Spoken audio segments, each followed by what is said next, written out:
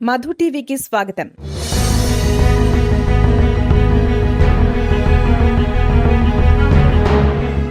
దుమారం రేపిన తిరుపతి లడ్డు కల్తీ వ్యవహారంపై సుప్రీంకోర్టు వ్యాఖ్యలపై చర్చ జరుగుతోంది. అసలు లడ్డూ ప్రసాదాల్లో కల్తీ జరిగిందా? కల్తీ నెయ్యిని ప్రసాదాల్లో వాడారా? కల్తీ జరిగినట్లు చంద్రబాబు చెప్పిన మాటల్లో నిజమెంత? రాజకీయం కోసమే తిరుమల వెంకన్నను వాడుకోవాలని చూశారా అనే ప్రశ్నలు బయటకు వస్తున్నాయి.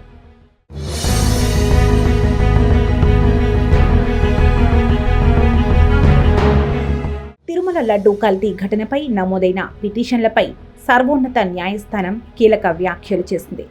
తిరుమల లడ్డూ వ్యవహారంలో నిజానిజాలు తెలుసుకోకుండా సీఎం చంద్రబాబు చేసిన ప్రకటనపై సుప్రీంకోర్టు సీరియస్ అయింది. తిరుమల లడ్డూ తయారీలో కల్తీ నెయ్యి వాడారో లేదో తెలుసుకోకుండా ప్రకటన ఎలా చేస్తారంటూ ప్రశ్నించింది.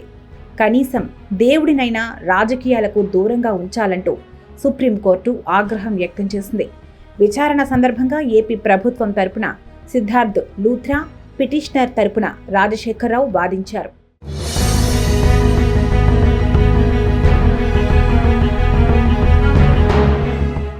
ఇక విచారణ సందర్భంగా ధర్మాసనం పలు ప్రశ్నలు సంధించింది.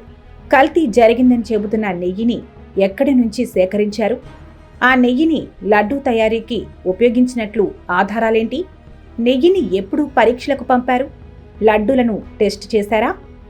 లడ్డూలో కల్తీ జరిగిందని తేలిందా అంటూ ప్రశ్నలు కురిపించింది. ఇక ఎన్డీడీబీ రిపోర్టు మీద మైసూర్, గజియాబాద్ ల్యాబుల నుంచి సెకండ్ ఒపీనియన్ తీసుకున్నారా? టీటీడీ తిరస్కరించిన నెయ్యిలో అవశేషాలు ఉన్నాయా అంటూ సుప్రీంకోర్టు ప్రశ్నించింది.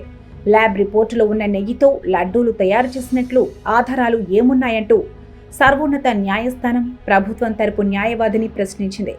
విచారణ పూర్తి కాకముందే కల్తీపై ప్రకటనలు భక్తుల మనోభావాలను దెబ్బతీస్తాయని అభిప్రాయపడింది.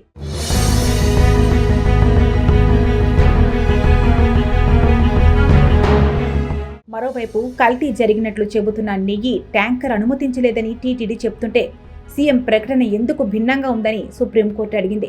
కల్తీపై క్లారిటీ లేకుండా సీఎం ఎలా ప్రకటన చేస్తారంటూ ఆగ్రహం వ్యక్తం చేసింది.